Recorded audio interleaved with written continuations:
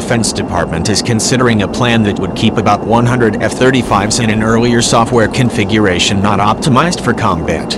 According to a FlightGlobal report, Lockheed Martin delivered about 108 aircraft in a 2B software configuration during the early stages of the program. Vice ADM Matt Winter, head of the F-35 Joint Program Office, said Monday. It would take at least 150 modifications to bring each jet up to the 3F software standard associated with full combat capability.